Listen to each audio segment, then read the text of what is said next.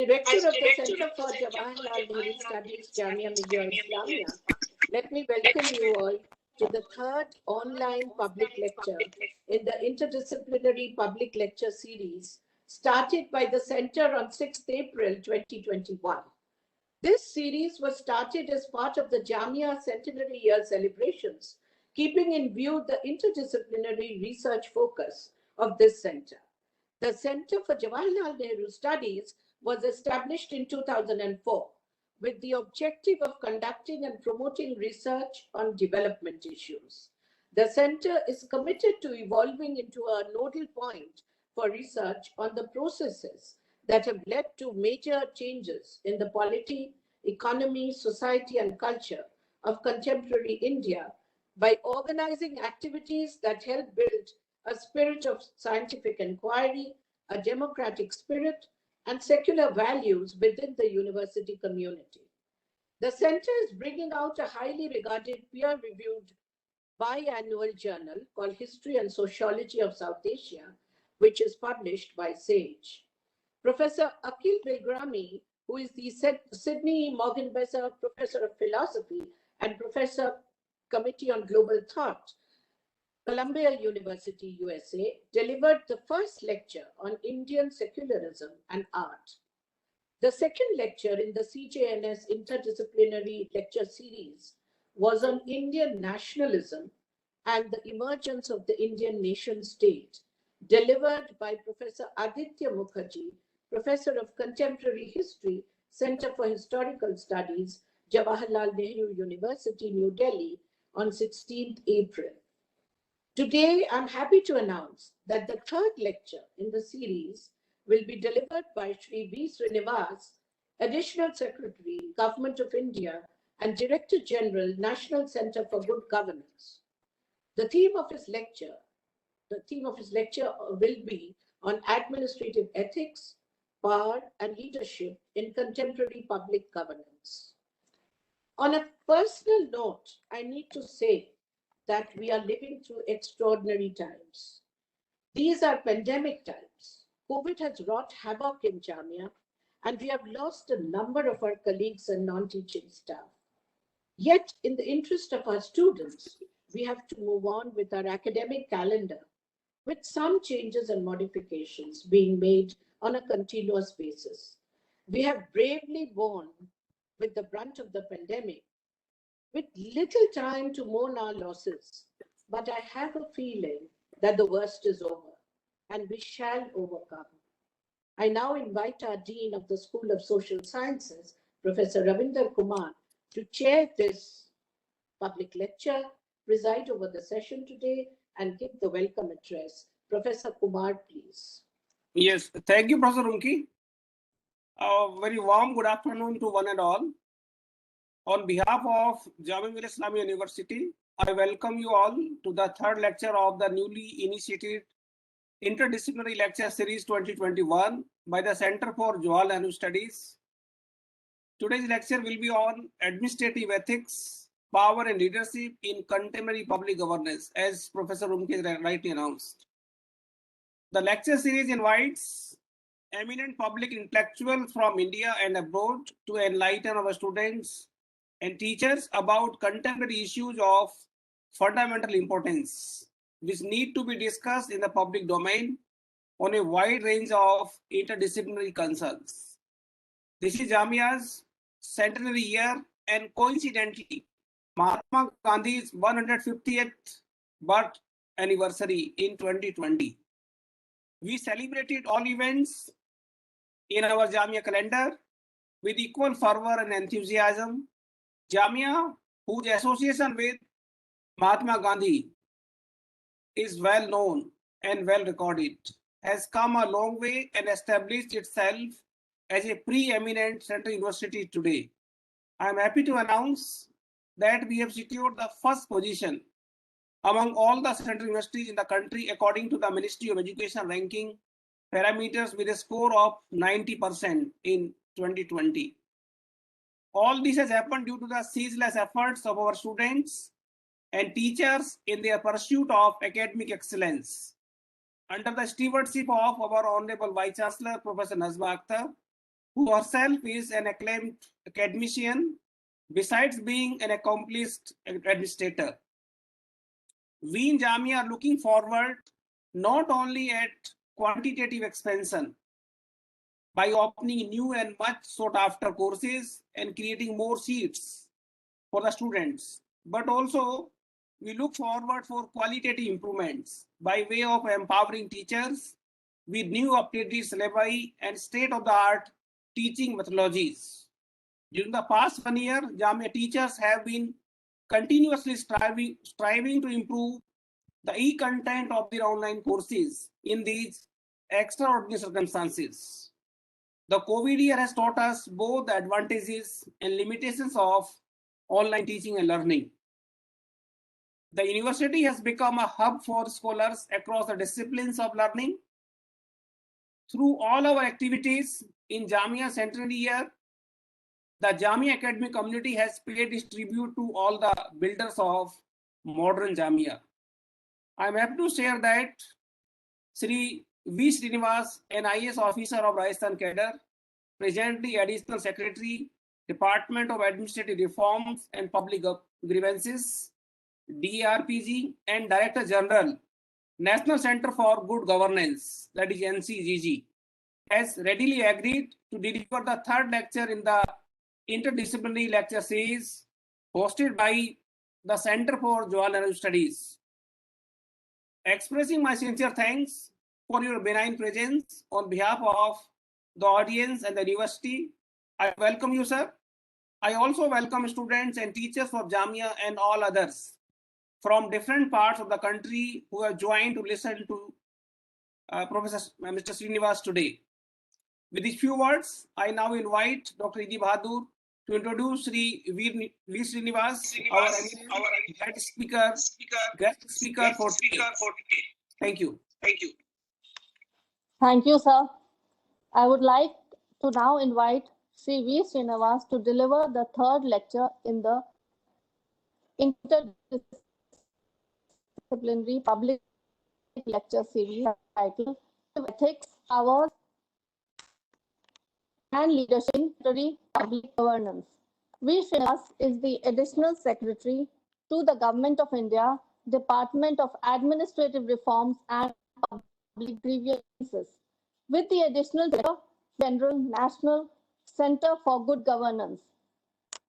In DARPG, he has authored the Central Secretariat Manual of Office Procedure 2019, the Good Governance Index 2019, and the National E-Service Delivery Assessment 2019, and played a leadership role in the Prime Minister's Awards for Excellence in Public Administration 2019 and 2020, the National E-Governance Conference at Shillong in 2019 and Mumbai in 2020, the implementation of e-office in Government of India, CPG, RAMS reforms, and the recognition of the National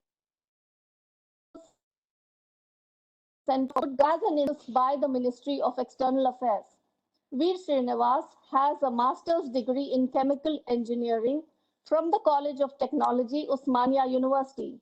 He has joined the Indian Administrative Service in 1989 at the age of 22 and has 32 years of distinguished service.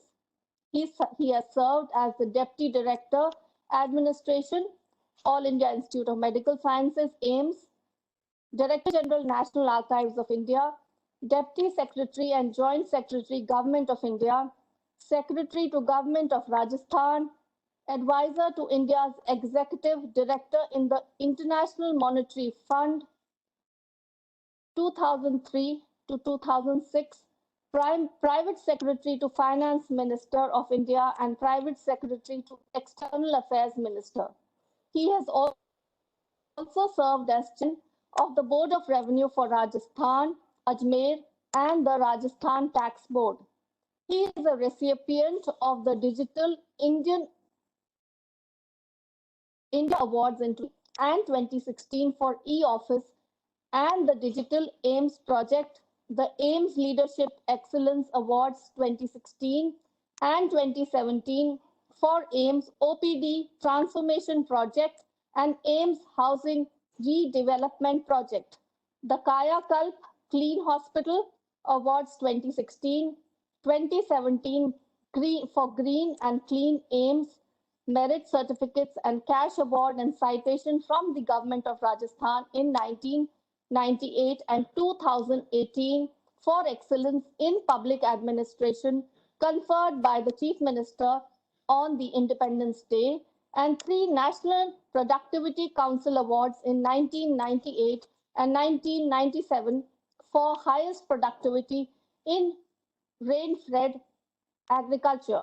He is recognized for his leadership role in the Digital Rajaswa Mandal project and the Rajasthan Revenue Codes Grid.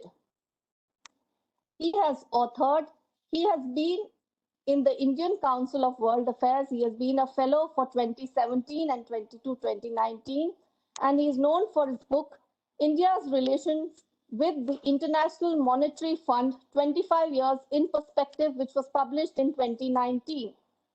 His second book, Towards the New India, Governance Transformed 2014 to 2019, was also published in 2019. He has authored 168 articles, papers on public finance and public administration, and delivered 67 orations. He is a senior administrator, a respected academic, and an institutional builder par excellence. Thank you, sir. I invite you to deliver the third interdisciplinary public lecture series today at CJNS. Thank you very much for the introduction. Respected Chair, Professor Ravinder Kumar, Professor Rumki Basuji, Dr. Etee, distinguished participants. Before I commence my lecture, I offer my condolences to the many valiant Jamia professors, faculty who have lost their lives in fighting this pandemic. In fact, my memory goes back to the last time I was addressing at Jamia, and Professor Savitri was introducing me to the audience, and today she is no longer there. I offer my condolences to all the families who have lost their loved ones in this battle against the pandemic. Also, I pay my tribute to the thousands of civil servants who have stood in the front lines of the battle, as also the first responders, the medical fraternity, who have continued to wage a battle to ensure that the nation overcomes these grim times that we live in.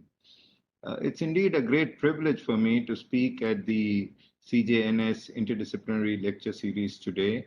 And I had a long discussion with Professor Rumki on the subject that she would offer me to speak. And the subject that she chose for me was administrative ethics, power, and leadership in contemporary public governance. So let me share a PowerPoint presentation with you, and thereafter we can head for a discussion session.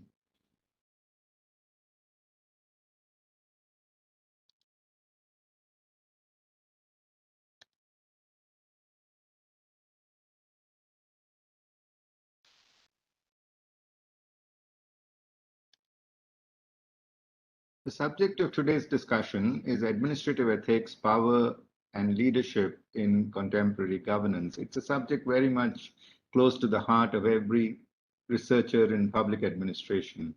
And before I commence the lecture, let me place on record my deep appreciation for Professor Rumki Basu for her outstanding contribution to the field of public administration and political science.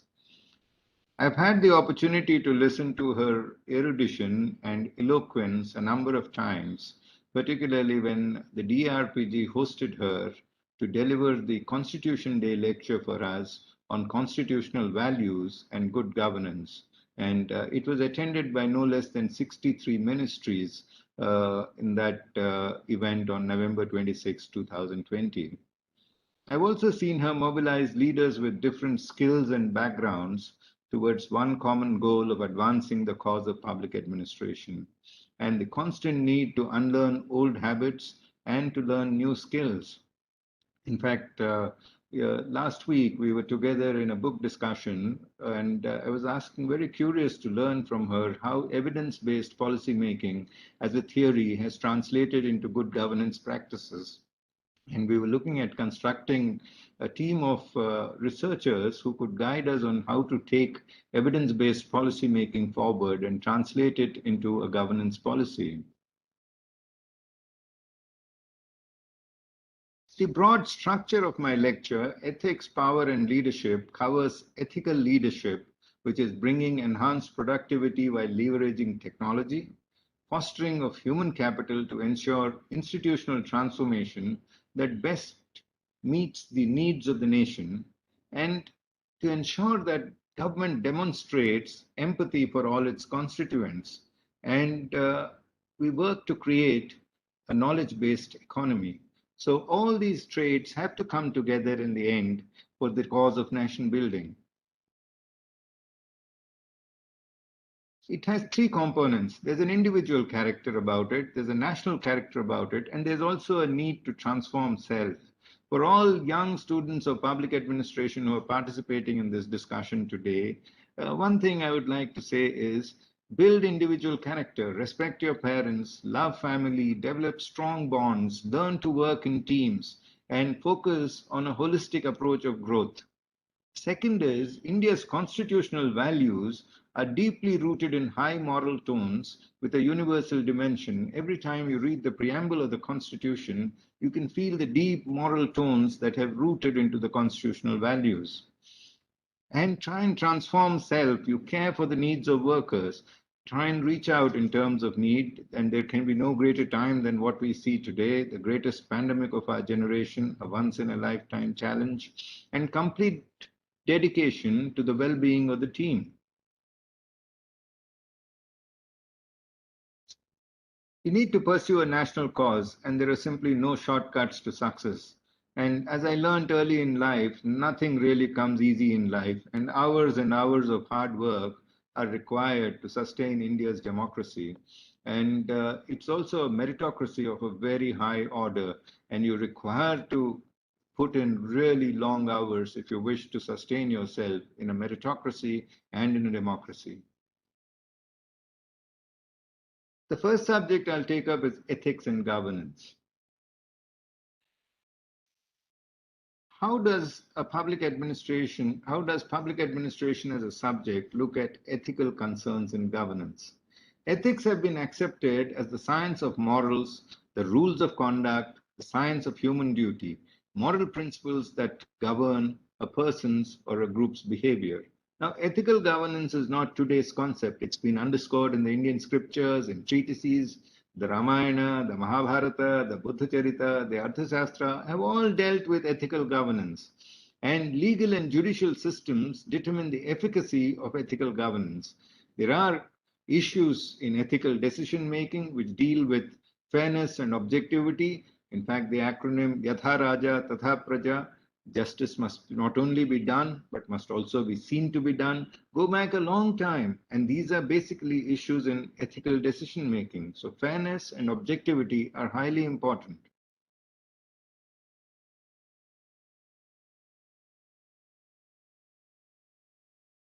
Work ethics are a primary feature of ethical governance. Seniors should lead by example, and they should motivate their juniors to take initiative and responsibility to become enterprising and efficient. There's also a need for empathy and compassion. Ethics entails a respectful attitude towards the users of services.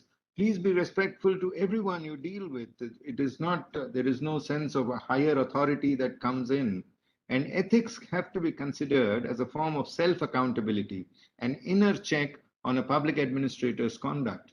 When I joined civil services, my father told me, never fudge a TA bill, never fudge a logbook. That is the first lesson towards ethical governance that I learned. And that was way back in 1989. Self-accountability and public accountability are interrelated. The latter actually imposes checks on the former. So unless you're accountable to your own self, you cannot be accountable to the public. Of course, there are a number of committees like the Public Accounts Committee, the Estimates Committee, the Committee on Public Undertakings, But the fundamental thing is you have to be ethical and honest to your own self. That is the first important milestone. One of the legendary civil servants, Dr. Etee Gorwala, an ICS officer who wrote a report on public administration in India in 1951, said that integrity is one of the cardinal philosophical premises of good administration. So there really is no change in since what Gorwala has said. It exactly remains the same, even 70 years later. This was a concept that a former cabinet secretary, Mr. Prabhat Kumar ji, mentioned to me, Naitik Bharat, ethics in governance. And he said ethics are foundational. As far as governance goes, these are the foundational values and they simply cannot be compromised. So there is a code of conduct for civil servants. There's a legal framework for fighting corruption. There's the institutional framework, which has been strengthened by the establishment of the Lokpal. There's a social infrastructure, and there are systemic reforms. Let me take you through each of these subheads.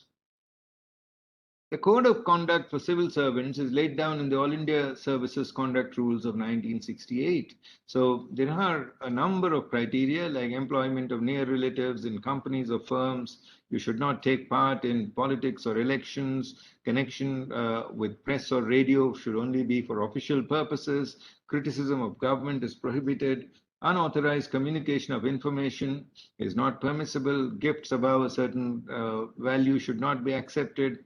Public demonstrations in honor of public servants is not permissible.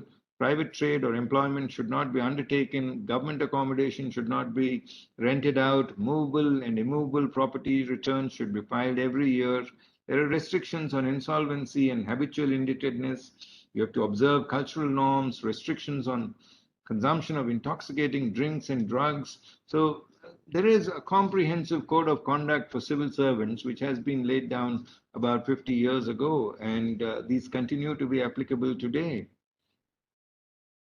How do I see the Indian Administrative Service? In fact, I asked Dr. Duvar Subbarao, one of our very senior and eminent colleagues, how he sees the challenges of civil servants in 21st century as compared to that of the 20th century. He said, Srinivas, there's really no difference.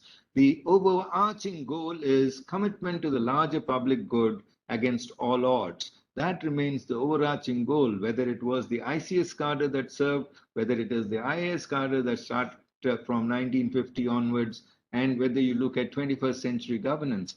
But it has become far more complex in a digital age with more and more big data being handled. And what Dr. Subbarao mentioned to me was the IAS competency remains anchored in the foundational and non-negotiable values of integrity and credibility. A lot of Indians look up to the civil service to deliver justice fairly and objectively. Now, these are skills that simply cannot be outsourced. You can hire skills, but the foundational values of fairness and impartiality simply cannot be outsourced. How does 21st century governance look? It's competitive recruitment, stringent training norms, timely performance appraisal, constant evaluations have been fed into the system. There's an emphasis on performance management practices, open, transparent, and accountable systems of delivery. There's an increased oversight by the Central Vigilance Commission, the Comptroller and Auditor General, and by the Central Bureau of Investigation. India's first Lokpal has been appointed and has started functioning. Accountability levels in government today are far higher than they were ever in the past. How strong is our legal framework for fighting corruption? And when you look at the G20 legal framework for fighting corruption and bribery, you find that India has very strong laws. We have a Prevention of Corruption Act. There's an independent Central Vigilance Commission, a Controller and Auditor General, a Whistleblower Protection Act. In case somebody wants to be a whistleblower, there is adequate protection under law, Prevention of Money Laundering Act, and then Benami Transactions Prohibition Act. So we do have a comprehensive set of legislation that has been enacted for fighting corruption. The institutional framework has been further strengthened by the Lokpal, the Lokayukta Act that was enacted in 2013. is an abolition of the system of attestation for submission of certificates, abolition of personal interviews for recruitments to lower level posts, and weeding out of inefficient public servants prematurely, as also a special investigation team has been constituted to fight black money. The government has conducted online auctions of coal blocks, and of course the G20 now looks at a great number of international cooperation for ending tax havens in Europe and in other countries. There have been a number of systemic reforms. Preventive vigilance, as I found it as a very successful initiative, that vigilance awareness weeks are conducted every year to raise awareness levels and also ethical values. Integrity pacts, and individual officers have asked to sign e-pledges with regard to an honest behavior for every year. Promoting e-governance, lesser interface between citizen and government, and you would find that more and more services are going on the digital mode. One of the mission mode projects that is implemented by me is the e-office, which led to digital secretariat. We've had one of the big success stories of using the Arogya Setu app, which has been used by millions of Indians, the CoWIN app, which has been used by millions of Indians during this phase of the pandemic. The entire effort is to reduce the citizen interaction with the government. One of the big areas where success stories have been witnessed is Aadhaar-enabled payment systems and simplifying transactions. The objective is to promote greater competition and ensure that service delivery improves. So there we've had, in a liberalized economy, more and more private players coming in to deliver services. Monitoring of complaints has become a very important phase of governance, and today we monitor more than 33 lakh complaints per annum on various subjects of service delivery, personal matters, corruption, embezzlement, a number of charges which are monitored very carefully and disposed in a time-bound manner. Social infrastructure is the other subject that I'd like to deal with, and here it deals with citizens' initiatives. Citizen charters were introduced quite some time ago, and citizen charters have become an integral part of governance. The timelines in which services would be delivered by government have been laid down under the citizen charters, and the citizen has an approach to approach a higher officer in case that service is not delivered within that period of time. There's a free media, and it has a crucial role in prevention, monitoring, and control of corruption. What has been my own approach to fighting corruption? It's now been 33 years in government that I have been there, and enhanced use of technology. And I noticed that enhanced use of technology brings great transparency to systems of governance, enables system institutions to handle big data, and also provide robustness in decision making, increase transparency, and introduce rules-based frameworks. So institutions function on robust rules. You cannot have, I wake up on the right side of the bed and I'll come with a particular decision. I wake up tomorrow on the other side and have a decision which is other than this. Rules-based frameworks is what we work on. And greater stakeholder engagement. You interact with individuals, understand the issue, and then take a decision. A considered decision-making requires great stakeholder engagement. Severe penalties with time-bound completion of disciplinary proceedings. There is a need for a certain element of ruthlessness in terms of decision-making, and in case of proven guilt, severe penalties are necessary. Credible deterrence and strong audit and accounting mechanisms are a vital feature of our constitution, and robust oversight and monitoring. In fact, Gorwala goes back to say that every Secretary to Government of India must spend half a day in a week to review the work of the department, and that would ensure faster decision making. I noticed as Chairman Board of Revenue, inspections of collectorates can make huge amounts of differences. Robust oversight and monitoring brings in significant efficiency into institutional functioning. The second aspect that I deal with is power and governance. And let me quote H.M. Sirvai, an eminent jurist, lawyer, and author, who said that the ultimate guarantee against abuse of power, legislative, executive, judicial, lies in the political and legal safeguards against such abuse in a vigilant public opinion.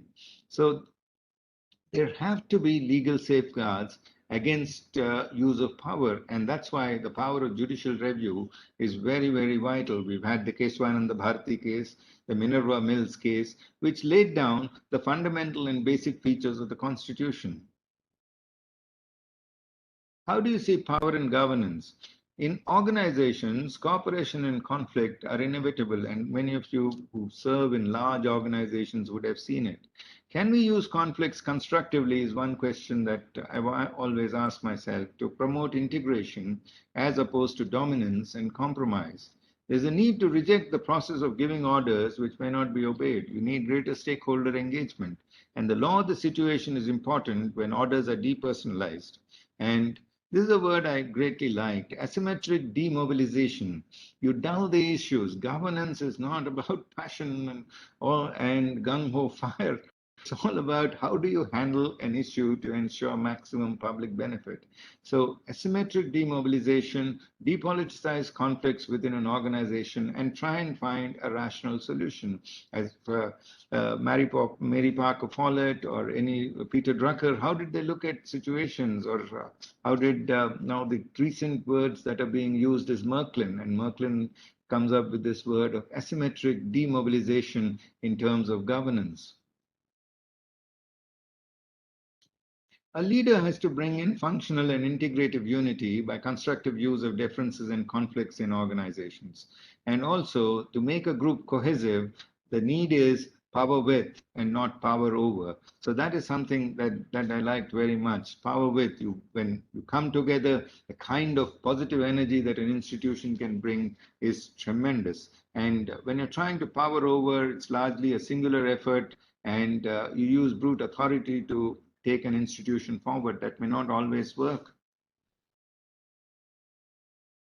Henri Bettel said that a constitution may indicate the direction in which we are to move, but the social structure will decide how far we are able to move and at what pace. If we are to move faster, and we did move very fast in recent years with regard to the Pradhan Mantri Jan Dhan Yojana, with regard to construction of toilets under the Swachh Bharat Yojana, with regard to Aadhaar numbers being created and Aadhaar-enabled payment systems, it happened because there was a willingness and an acceptance by rural societies to ensure that we move at great pace on these initiatives. Let me highlight some features of my civil service journey. It's been a very long time since I joined service, and I'll share with you how governance paradigms have changed over the last 3 decades and what works and what should be seen as areas where further improvements may be made. I joined the civil service examination with a post-graduation in chemical engineering, and even today, the civil services examination remains one of the most competitive examinations in the world, and it's an aspirational goal for millions of Indians. The Indian Administrative Service exposes an official to rural India as also urban India like no other service does. And I do recall my tenures in the very remote districts of Rajasthan, Nagaur, Bikaner, Bhilwa, Nimbaheda, and I found working in rural societies was a tremendous experience. Then you come and get exposed to higher level governance at state government level and at the central government level, and you find that no other service gives you this kind of an exposure, which in which you get to work with millions of Indian citizens, both across rural societies as also urban societies. And as I said, the foundational value remains commitment to larger public good against all odds, and integrity, building credibility and trust in the institution of civil service. Leadership and faith in fairness and impartiality. This is very important because a lot of India places enormous trust in your leadership skills and in your decision making, which they expect to be fair and neutral. And there are very high moral tones to it. I've always believed, and this is what I told hundreds of IAS probationers, that the motto should be, I am ethical, I am accountable, I am the IAS. So this was what I have said in many of my lectures at the Mussoorie Academy, in many foundation courses, in many professional courses, as also in many lectures to international civil servants, that the foundational overtones should be, I am ethical, I'm accountable, and I'm the IAS. One should take great pride in being highly ethical and accountable to the systems of governance.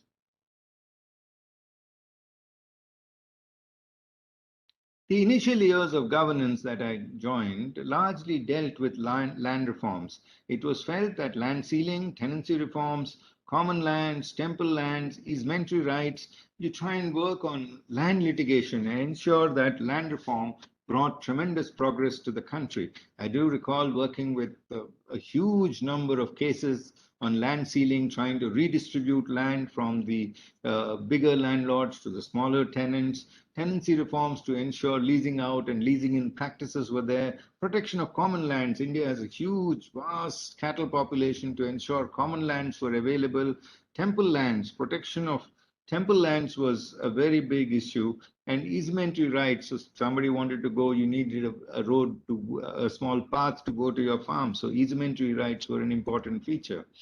We also worked a great deal on direct attack on poverty. So there was Gramdan, and I was fascinated to try to understand how the Bhudan movement worked in my initial years in service, as to how Vinoba Bhave could bring about so much transformation in Gramdan villages, which did not witness any litigation.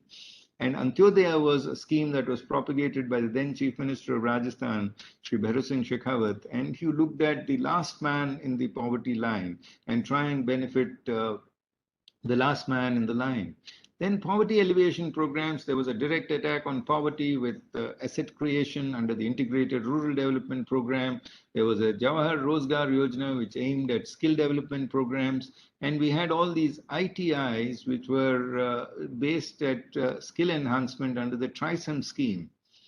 Panchayati Raj systems were still stabilizing. In fact, the 73rd and the 74th Amendment Acts came in subsequently, and there was tremendous strengthening at local self-government level with regular elections being conducted to the local bodies.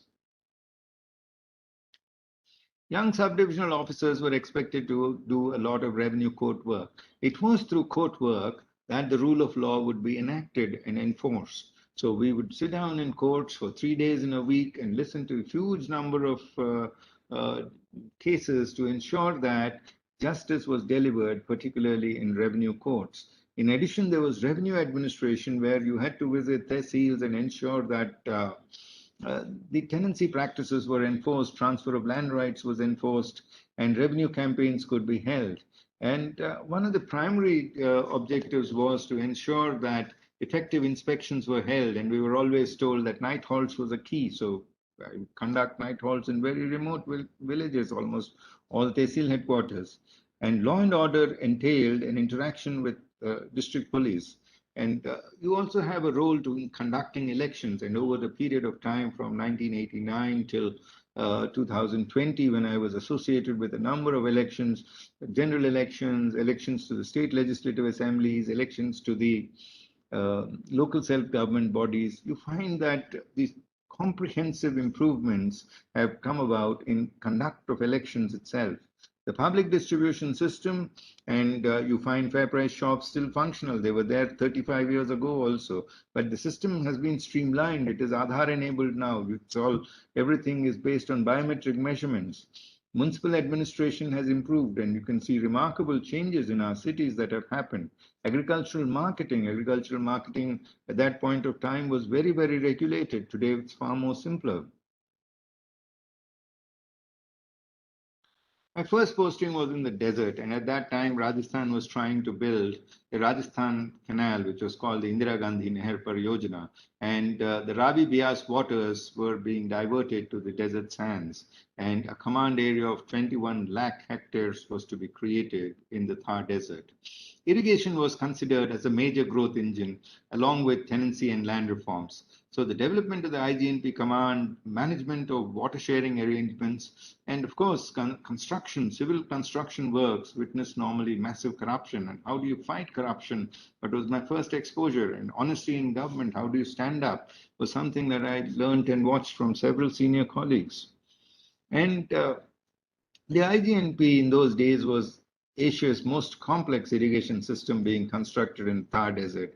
We had to implement, in fact, people had to be brought from outside and settled there, particularly there were ousties from Pong Dam in Himachal Pradesh who were used to very cold climates, who had to come and settle down in stage 2 of IGNP, which was very heavily dune infested.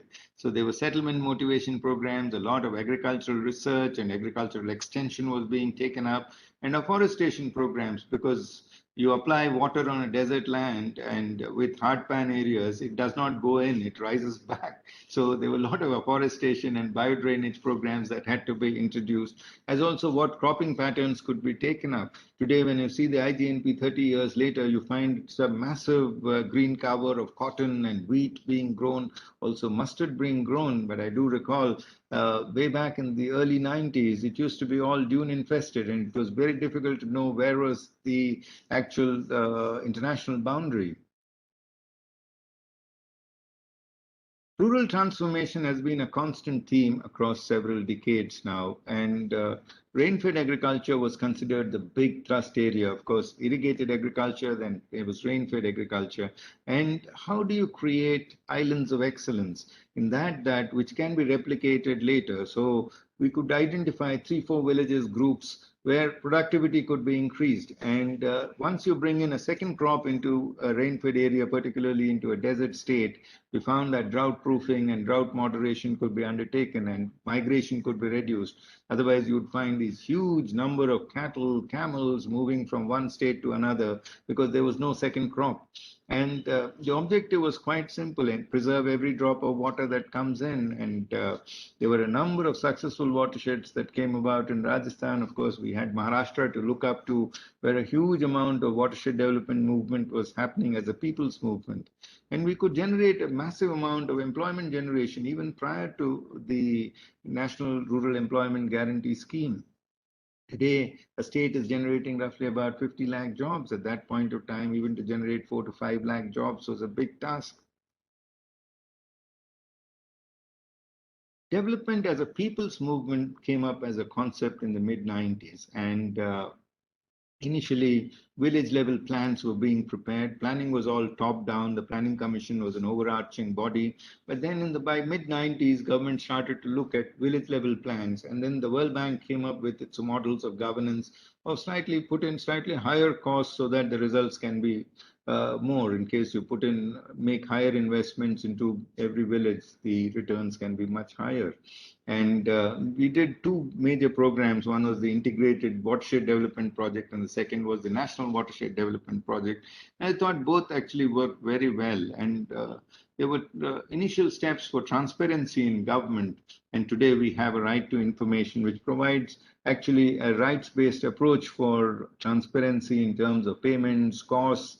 But in the early 90s, they would put up on a board the costs actually incurred on a particular construction work. And those were the early steps towards providing transparency in government. District collector is a very sought after and a very visible position of a career. And I did 2 very heavily responsible districts of Pali and Jodhpur. And I saw a massive drought. In fact, the first time a famine code was invoked, and there was tremendous water, fodder scarcity, wage employment programs, and purchasing power simply collapsed. And we used to read Amartya Sen's book on how purchasing power collapses. In fact, when the wage rate falls well below the food price rate, and what needs to be done to sustain it. It was a major challenge to ensure employment was generated, as also there was adequate food with every household. And it was also an year of elections, the period of elections, 97, 98, massive transformation occurred in the electoral processes. And photo identity cards were introduced, the EPIC was introduced. And developmental administration changed because the collectors were heads of the DRDA till then. And that was the first time after the promulgation of the Panchayati Raj Act that the elected representatives, the Zilla Pramukhs, became heads of the DRDA. So the development shifted into the people's hands. but revenue administration remained very much with a collector's responsibility.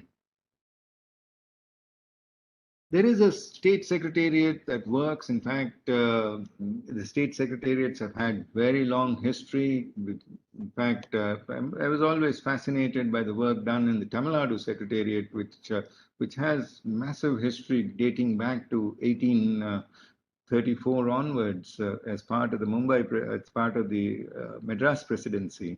And Rajasthan did have its institutional memory in Secretariat, and I did serve and pursue policy making. The job of a Secretariat is to constantly update and review law.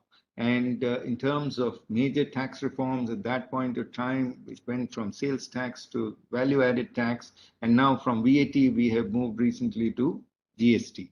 Expenditure reforms was another big area, and states used to fight for higher devolution. In fact, Beru Singh ji in 1996 had convened a conclave of chief ministers to ask for 30% devolution of central resources to the states. Today, we have 42% devolution of central resources to the states under the Finance Commission. That is the kind of transformation. The power has shifted effectively from a central pool of divisible resources to divisible resources across states. And this was something that states have been asking for a very long time. We used to have large planning departments, and monitoring of planning expenditures was a very big ask. And interactions with the Planning Commission were very frequent. Chief ministers were coming to Planning Commission for discussions, and it was a centralized plan model. Today, the Niti Aayog is a much more decentralized model, and the entire concept of centralized planning has changed. In fact, other than the core of core schemes, most of the works have been devolved to states. There was a massive challenge of health infrastructure even in early 2000s, and we didn't have many institutional deliveries either. India was witnessing very high maternal mortality, infant mortality, and it was at that time the nation came up with an integrated scheme for implementing and improving health infrastructure and healthcare by merging the departments of public health and the Department of Family Welfare. And thus was created the National Rural Health Mission. And Rajasthan, we did envisage a vision of having 30-bedded primary health centers, 100-bedded community health center, and about 300 to 400-bedded district hospitals. If today India could cope with the first wave of the pandemic, as also is in a better position to cope with the second wave of pandemic, it's largely because of the health sector initiatives that were taken up. The National Health Policy of 2017, which created so many All India Institutes of Medical Sciences, has ensured that specialist doctors as also nursing cadres are available all across the nation rather than be restricted to major capital cities. And of course, we did have the transformation that I witnessed at that point of time in Rajasthan, which became best performing state and high focus states. In terms of institutional deliveries, that was very significant. I came to the Central Secretariat 21 years ago, and we had, many of you, the elders would recall, we had what was called an administered price mechanism for oil prices. Oil prices would be announced by the state. It was not market setting. Now we have a mechanism wherein which oil companies can announce their rates every day. And for 32 products, oil company, the Ministry of Petroleum was announcing administered prices.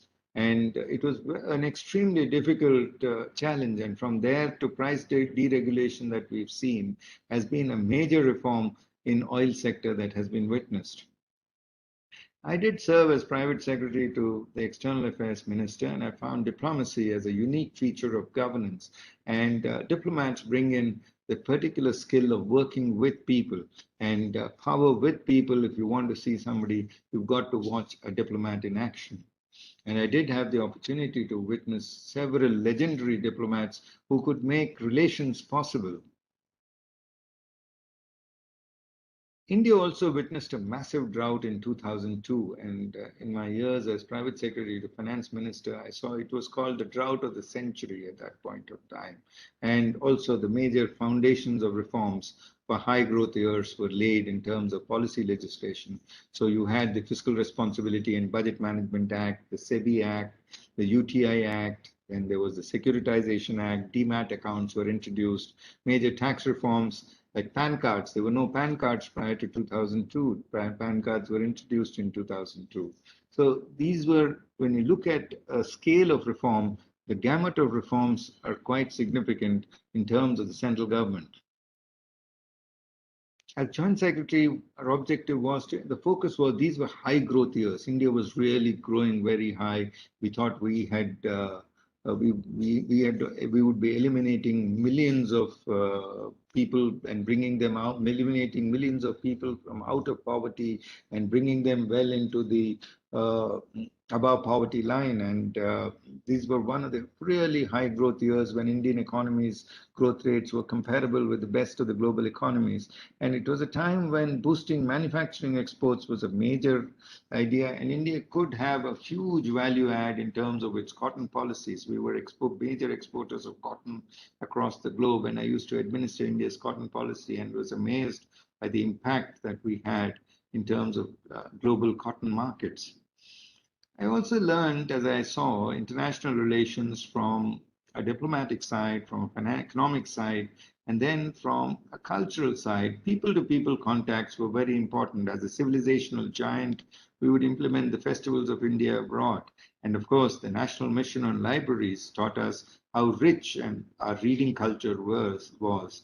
And a National Mission on Manuscripts, which dates back to documents and preserves documents more than 3,000 years, was kept dating back to Adi Shankaracharya's documents. So in terms of Central Secretariat work, there was huge amount of work, not only on domestic legislation, but also on international legislation.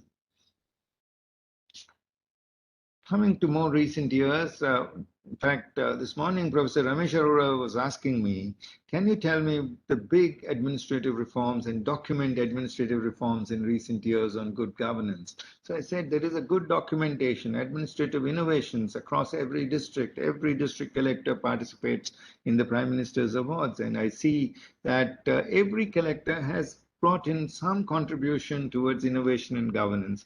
There's tremendous enthusiasm, and the young officers have brought to focus on good governance.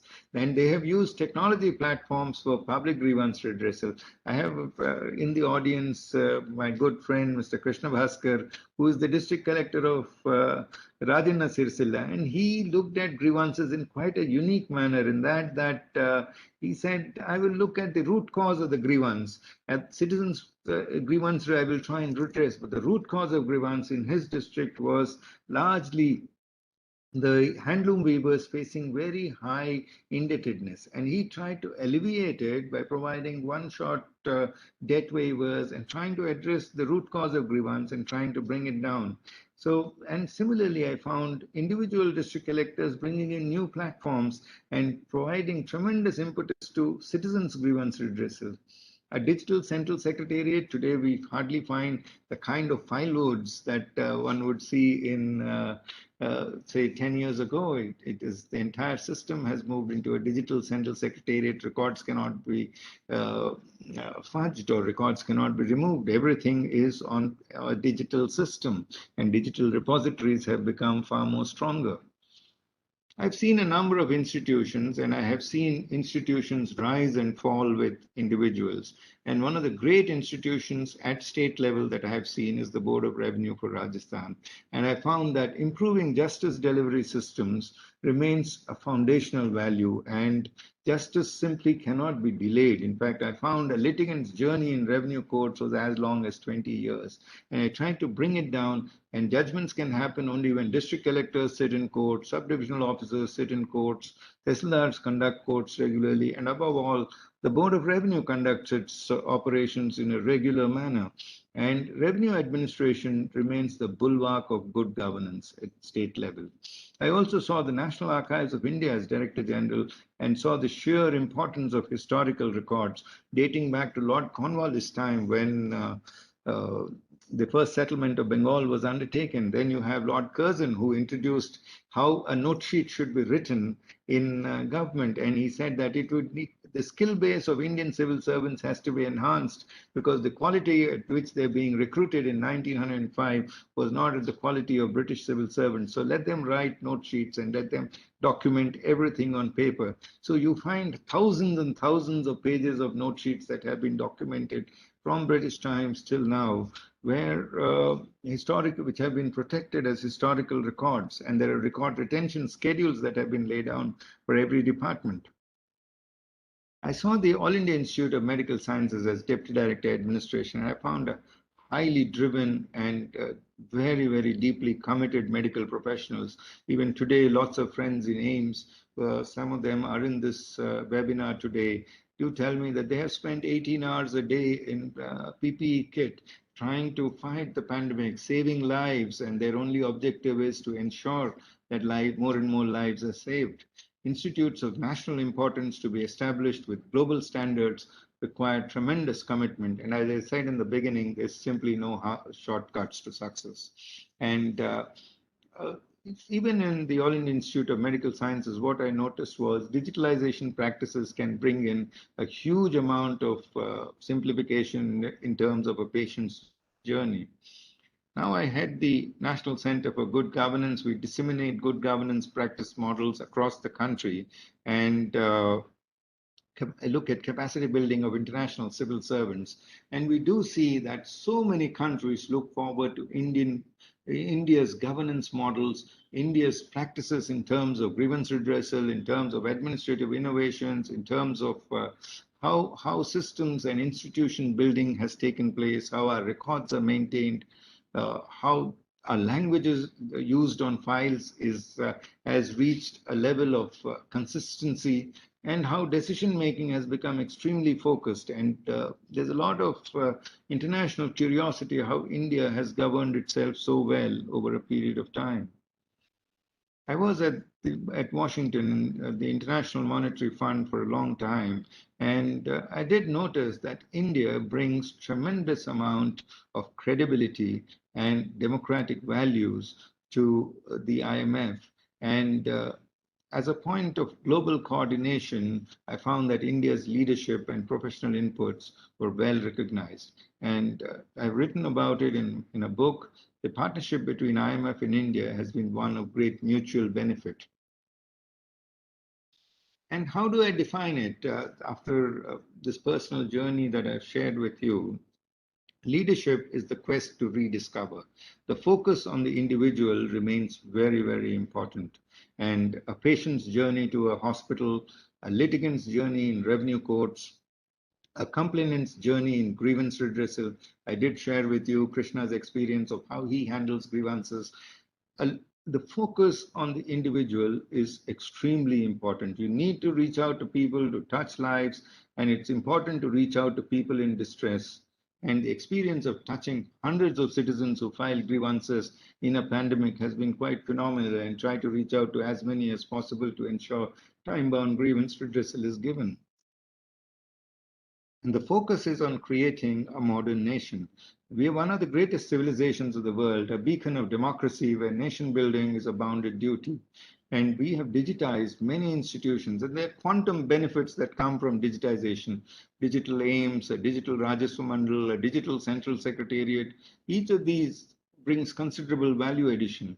And it improves institutional cohesion by constant interactions. You get to know people better, and you get to know their strengths, you get to know their weaknesses, and studies and publications are also very important. You need to document what you've learned, otherwise lest it be lost for posterity. And I would urge young students of public administration to focus on transforming self, bring resilience to bring change, develop the resilience to bring change, and bring forth creativity, the capacity to address conflict and stress management. Enhance your communication skills. Negotiations and interpersonal skills are very important. Otherwise, organizational conflict becomes inevitable. You need to develop interpersonal skills to engage with people. Learn to handle complex projects. Big data. This is the age of big data, artificial intelligence. In God we trust, but everybody else brings data to the table. If you want proper decision making, you bring data to the table which defends what you're saying. How do I see good governance in 2020? Now, there's a massive digital transformation in India's governance. 1.2 billion Aadhaar cards, more than 100 billion e-transactions, millions of common service centers, 450 services offered on Umang platform, millions of Jan Dhan accounts, 100% coverage of toilets. The benefits of technology have been accepted by rural societies. Even in the pandemic, as I said, Arogya Setu, e-office, e-Sanjeevani, CoWIN app, all these are very visible.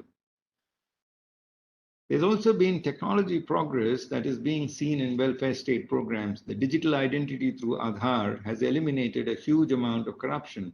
Pradhan Mantri Jan Dhan Yojana allows us to make direct transfers for labor payments. There's a direct benefit transfer under many schemes. Digital payments were being allowed with UPI and BHIM interfaces.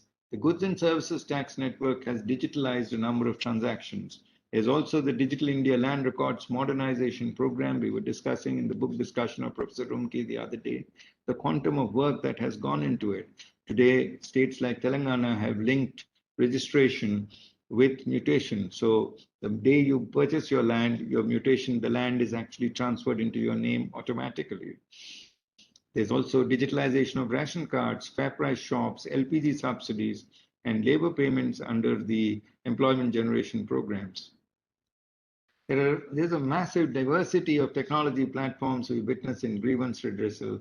CPGrams is what we operate at the central government level. There is Janahita, there is Spandana, there's JKI Grams, which 20 districts of Jammu Kashmir have worked with the collectors to integrate their district grievances to the central grievance portal. And you have ministries running grievance portals like Rail Madat, CM, Chief Minister's offices running grievance portals. So the contemporary national policy framework for good governance is fiscal federalism. As I said, in 1996, Chief Minister of Rajasthan was asking for 29% devolution. Today we have 42% devolution. Fiscal federalism has become a reality. Affordable healthcare, the Ayushman Bharat scheme has made healthcare very affordable to millions of Indians. Transformation of rural India, that has happened with Aadhaar-enabled payment systems. Social inclusion has become a reality. Then improving service delivery is an area of great focus because time-bound services being delivered have become an area of a massive government attention. Atmanirbhar Bharat is the current scheme wherein which we'd like to manufacture and produce more for ourselves. Administrative Reforms 2021, if I were to answer what Professor Arora asked me this morning, this is how I would like to look at it. Broad-basing, of course, we did broad-base the Prime Minister's Awards for Excellence. We tried to identify innovations at grassroots level, and we found thousands of innovations at grassroots level that were coming up. And we tried to reward improved service delivery and grievance disposal.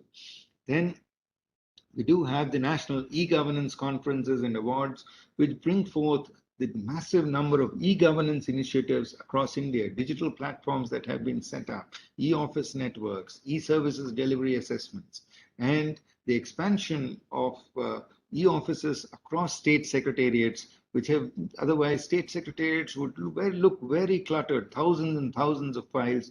Today, many of them are all digitalized. So it's a much easier experience for an officer to serve in a secretariat system.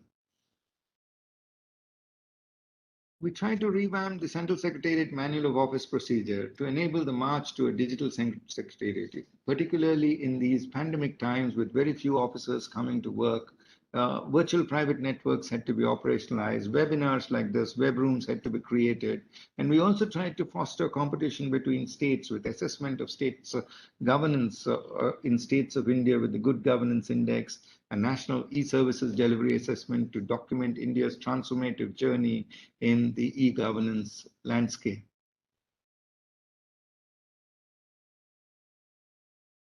We are looking at greater citizen interaction and ensuring that grievance portals across states move seamlessly, are integrated with central government. Integration of district portals happens with state governments and also with central government, and feedback of citizens is taken in terms of their satisfaction and quality and timelines of disposal. New India at 75 is a paradigm that has often been discussed. It is to ensure that development becomes a people's movement and successful implementation of priority programs to bring together innovation, technology, enterprise, and efficient management, and clean and fair public administration.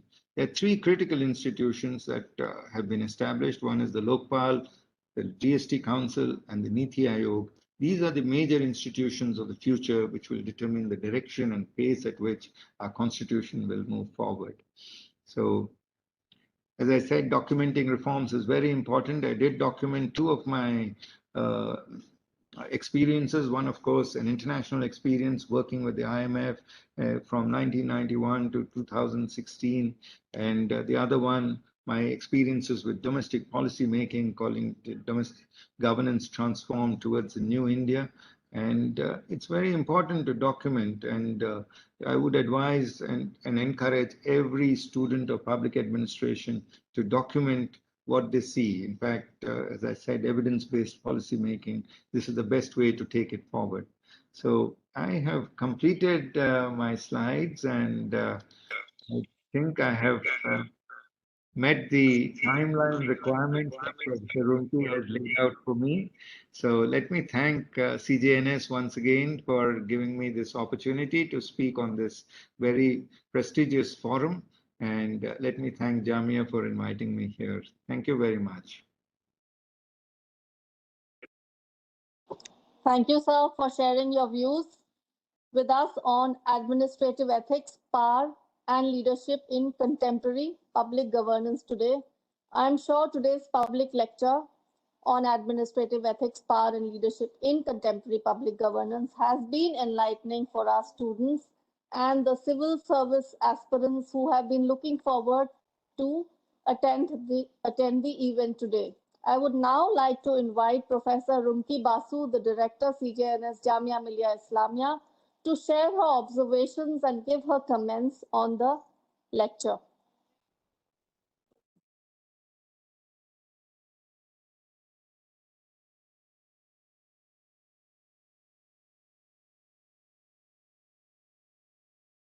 Hello. Yes, on a team, I thank Professor Shri Srinivas for taking time from his busy schedule to address our students here today on a topic which has troubled, I would say, thinkers from across the globe who have emphasized linkages between ethics, power, and leadership in public life. The Greek philosopher Plato, for example, not only thought that the ideal state should be governed by a philosopher king with high moral values, but tried to put his ideas in practice in his lifetime. As early as 550 BC, the Chinese philosopher Confucius advised the monarchy to undertake welfare activities in public interest. The Indian scholar and administrative thinker Kautilya also believed that the rulers should protect the interest of the people. But despite these theories, the ideas of ethical governance remained very difficult to be put into actual governance practice. Therefore, this is a theme which has been addressed by philosophers, political scientists, sociologists, and even religious scriptures.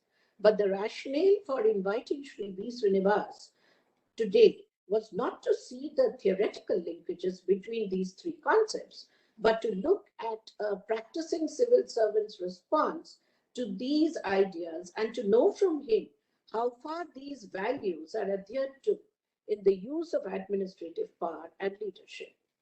Power corrupts, and absolute power can corrupt absolutely. In a democratic setup, supreme power is in the hands of an elected political regime, which is supposed to function within a constitutional rule of law framework, which also restrains or limits that power. The Indian Constitution, through a preamble, spells out these values besides delineating the democratic politico-administrative machinery, its role, functions, and limitations. It was in our journey, to my mind at least, it was in our journey as a democratic nation, with the march of the command and control economy, that increased discretionary bureaucratic power in our public governance. Too much of laws and regulations only increase corruption and abuse of administrative power. The era of liberalization brought in the dismantling of the administrative state. And in the next 30 years, still today, debureaucratization and administrative reforms have been espoused on the grounds of administrative ethics and citizen centricity. Shri Srinivas, in his lecture, right at the outset, states that ethical leadership today facilitates enhanced productivity by learning technology and fostering human capital to ensure institutional transformation that best merits the needs of the nation. Government must demonstrate empathy for all its constituents and work to create the infrastructure of a modern nation based on knowledge-based economy. I entirely agree with Shri Srinivas on this. Ethics has a private individual dimension and a public one. His lecture has examined both today.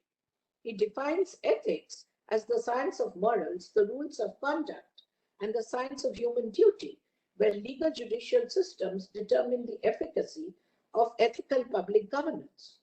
He then very deftly builds up the interlinkages between self-accountability, that is private ethics, and public accountability, which is all about accountability towards work and the users of public services.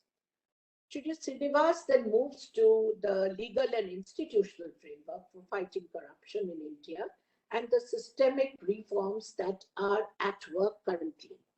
In the section on 21st century governance, Shri Srinivas mentions the landmark acts that have really increased accountability levels as never before, not only by the increased stringency of in-service regulations, but the scope of citizen participation in administration, like the Right to Information Act, e-governance, Right to Public Service Acts, and so on.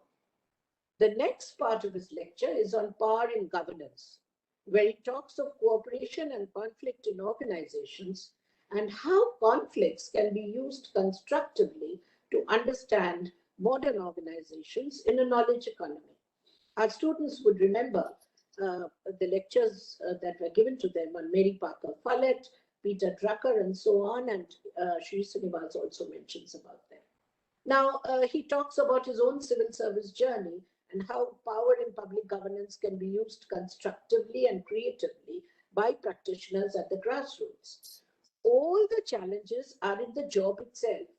And somehow, looking at his journey, it convinces me that only a public administrator who has placed his public ethics over private ethics will be able to deliver best to the public. The biggest challenge is to interpret the public interest as it should be done. And then perhaps we will understand why it is easy for some to overcome temptations, while it is not so for others. I congratulate Shri Srinivas for bringing into this lecture his own field-based observations on how ethics, power, and governance plays out in daily public governance, the discrepancies that have come in, and how administrative reforms can best be realized through a fine interplay of institutional checks and balances, especially in the context of democracies like India. Globalization has led to the increasing convergence of ethical concerns at the cross-national level. Not that there is universal concurrence in governance systems, much less we find that in bureaucratic systems. In India, e-governance, citizens' charters, grievance redressal systems, right to information, public service delivery acts, and so on, they have made a positive difference. These reflect the classical concerns of public administration, like efficiency, responsibility, accountability, and integrity. These were the classical concerns, along with the currently prevalent new public service paradigm. Our students are familiar with them. Values of equity, justice, openness, compassion, responsiveness, human rights, and human dignity.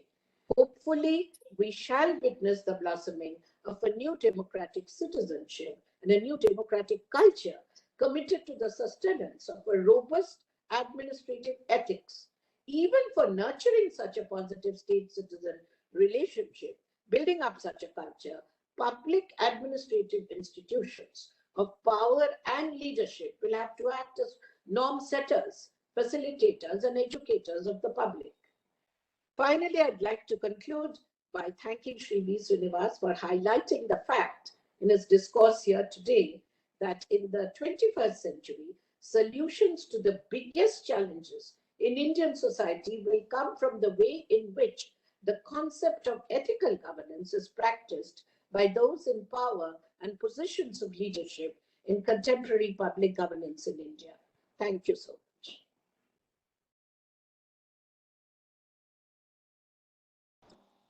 We will now open the floor for the question and answer session.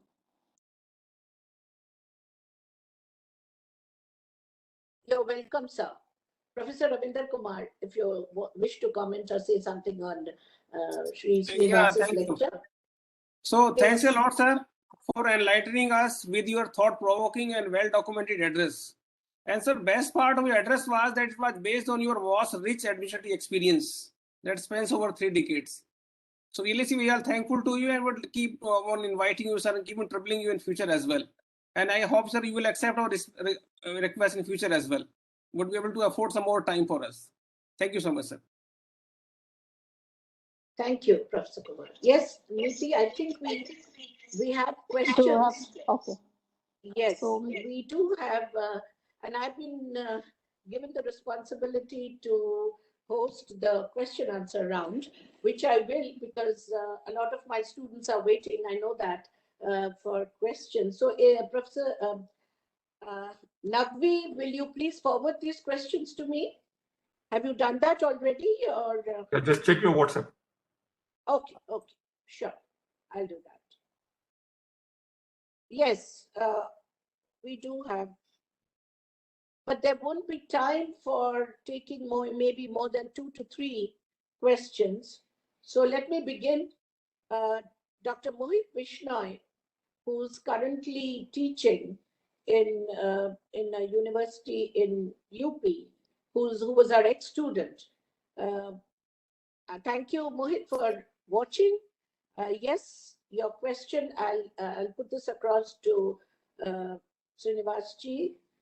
Even with so many systematic reforms that have been introduced by the government over the past many decades, the problem of unethical conduct by civil servants still persists in the services. In your opinion, what are the major bottlenecks in improving the ethical standards in our governing system? Yes, this is Mohit Vishna's question. Srinivas ji, can you hear? Yes, thank you for the question. I delivered a lecture on administrative reforms 1990 to 2020 as part of the late Shri B.G. Deshmukh Memorial Lecture. And exactly the same question was posed to me by Shri N.N. Vora, the president of the India International Center, former governor of the government of Jammu Kashmir. He said, despite so much of systemic reform, why is there still cases of doubtful integrity that are coming up in such large numbers? Now, my answer to that point was that systemic checks have increased, and digital governance has definitely brought down the citizen government interface in a big way.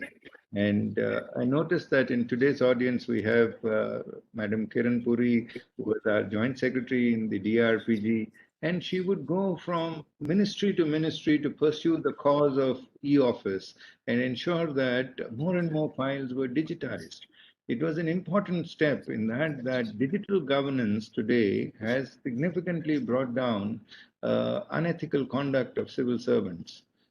The second aspect on which the government has been placing enormous amount of emphasis is preventive vigilance. You promote ethical conduct through preventive measures, e-pledges, you train civil servants across sectors, be it officials from public sector undertakings, officials from banks, officials from various other areas, and expose them to strong preventive vigilance practices.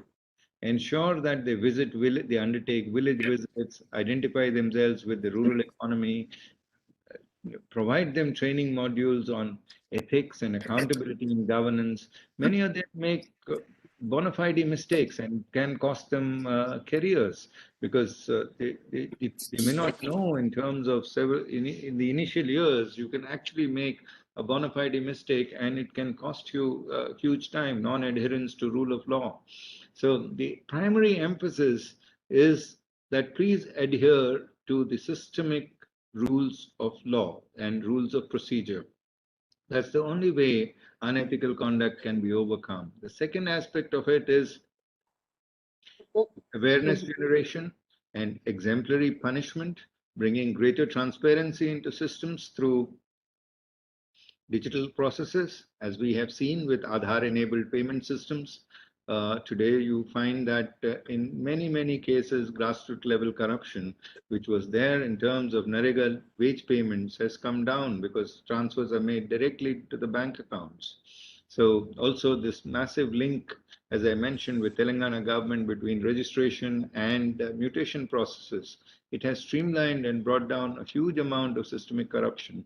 So digitalization, adherence to rule of law, stronger stakeholder engagement, greater transparency in processes, and ruthless disciplinary proceedings in case of proven misconduct.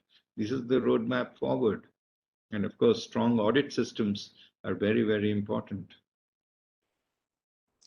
Thank you. The second question is, can you share with us few of the ethical dilemmas you faced in your career as a civil servant? How did you manage the tension between politics and administration? As the 21st century society is evolving, do you think we need new set of values for contemporary times?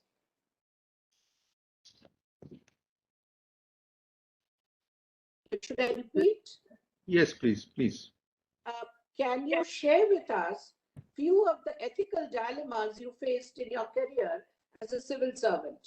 How did you manage the tension between politics and administration? As the 21st century fast approaches, do you think we need a new set of values for contemporary times? I did share with you that what Dr. Duvar Subbarao told me, that commitment to larger public good against all odds, that remains the primary motto. And you do find challenges in governance. It's not a governance of such a large country with complex pressure groups is never easy. And for example, one of the big dilemmas I faced as a subdivisional officer was Patwaris were not staying in headquarters, and they would stay in larger towns, and they would say that staying in a village without electricity was a big challenge. In fact, even in a district headquarters like Nagaur, there was no electricity for 3 days and water was brackish. So they said that you're asking us to stay in a village. It's very tough for us. And it was made mandatory, absolutely insistent. And one way was that the supervisory officer himself goes and conducts night halts in remote villages so that others stay, the subordinate officers stay. For example, the auxiliary nurse midwives, the ANMs, were not staying in headquarters and would only go on the day when immunization was to be conducted. Otherwise, they would stay in the PHC headquarters. It was much easier for them to go on that particular day rather than stay in the field postings. And that was one of the reasons why India's institutional deliveries was very poor till mid-2000s when the National Rural Health Mission came.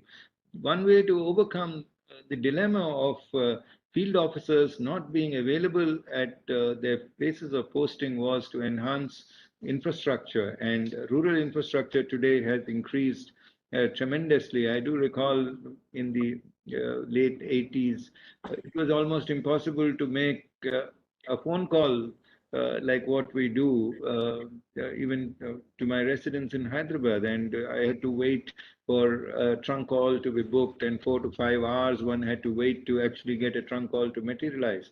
Today, that kind of connectivity has changed, and India's villages have changed, and that is what we noticed, that many more people are staying there. A village which had a population, say, of 200 today has a population of 10,000, and every village has a road, villages have electricity. Now the scheme of getting water to every household is being taken up. So as more and more infrastructure facilities are available, I find that staff is staying in the villages. That was one of the biggest dilemmas, that officials would not be available at villages if you want redressal, and they would be some 50 kilometers away. And that was the first challenge that I noticed in government.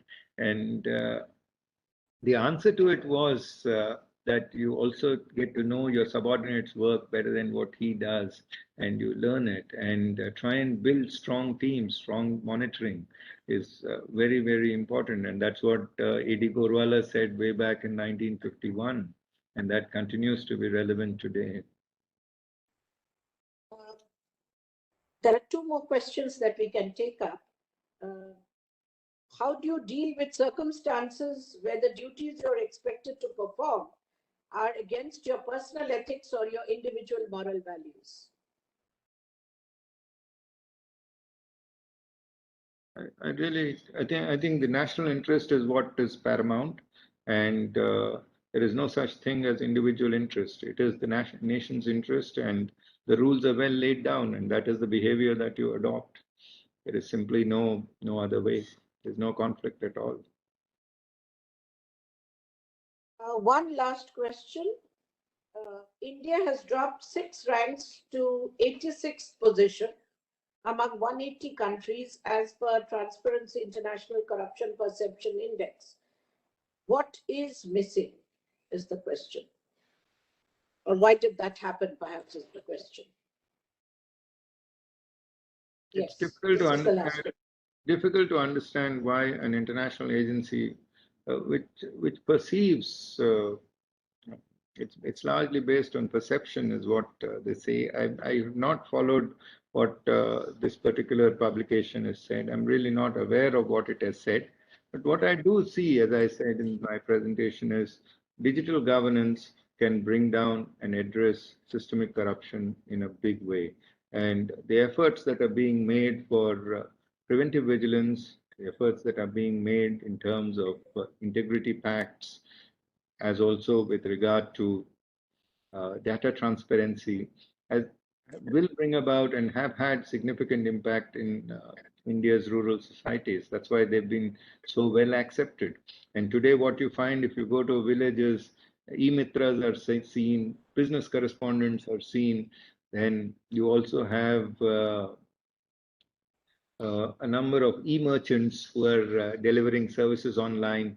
And what the pandemic has taught us is the number of people who have used Amazon or who have used Big Basket has increased a huge numbers, not only in villages, but also in urban areas. I do find that the number of users who are using online transactions, even for day-to-day purchases, has increased significantly. There's greater transparency in online and digitization. I think this was the last question, but perhaps you would like to answer, the corollary that was given out in the earlier question. I think this is something which students would also want you to respond to. Do you think we need a new set of values for contemporary times? Or do you think we need a new set of values for 21st century India? The Constitution is very comprehensive, and it lays down moral values and based on India's ethics, and is very foundational to it. And I think a comprehensive reading and understanding of the Constitution will enable everybody to know how great our nation, our constitution makers were, and how forward-looking they were in framing this kind of a constitution, that we, the people, have given unto ourselves this constitution. And I'm fascinated every time I read it. There is the document is well laid down, and many of the values that have been outlined in the constitution remain very much relevant today. So the set of ethics and values that have transcended and we have inherited remain very, very relevant even today. Governance has become slightly more complex in that because it is rapidly changing, because the sheer volumes of data that you handle have increased so much. So as I said, the dependency on improved handling of data is what makes contemporary governance so much more demanding. It's not the same when you had a smaller number of samples and smaller number of pressure groups. Today's governance has very, very complex challenges in terms of the magnitude of decision making that is involved. Thank you, Shri Srinivas. I think that the question and answer round is, we needed about 15 minutes and that's over. And now Etee, will you please take charge? Thank you, ma'am. As the Jamia Islamia centenary year comes to close, the St. Jawaharlal Nehru Jamia Millia Islamia in the year 2021 has initiated the interdisciplinary public lecture series. I would at the outset like to thank Professor Najma Akhtar, Vice Chancellor Jamia Millia Islamia, for encouraging us to initiate the interdisciplinary lecture series in 2021. I would like to thank the Dean, Social Sciences, Jamia Millia Islamia, Professor Ravinder Kumar, for agreeing to chair today's public lecture, which was the third public lecture to be held in the interdisciplinary public lecture series today. A big word of thanks to Shri Srinivas, who delivered the third interdisciplinary public lecture today on administrative ethics, power and leadership in contemporary public governance. Thank you, sir. I would like to thank the Director, Center for Technology, Dr. S. Kazim Naqvi, Jamia Millia Islamia, for screening the third lecture of the interdisciplinary public lecture series held today. The CJNS has hosted two public lectures in the month of April. The first lecture for the interdisciplinary public lecture series 2021 for the month of May was held today. The last lecture of the interdisciplinary public lecture series 2021 will be held on 28th May 2021 at 7:30 p.m. It will be delivered by Professor Sudipto Kaviraj, Professor of South Asian Politics and History, Columbia University, USA. The lecture is titled Search for Paradise. It has been a pleasure jointly working with the Director, Center for Jawaharlal Nehru Studies, Jamia Millia Islamia, Professor Rumki Basu, as I have been actively associated with the interdisciplinary public lecture series, which has begun in the month of April 2020. I would like to thank the Director, Professor Rumki Basu, for being the convener and discussant for the event today. It would have been impossible for us to organize something like this without the office staff of CJNS. I would like to thank Mr. Wajahadullah Khan for giving us secretarial assistance. Finally, I would like to thank the audience for their interest and enthusiasm, which encourages us to host more such events in the future. I would like to thank everyone once again. I declare this event closed.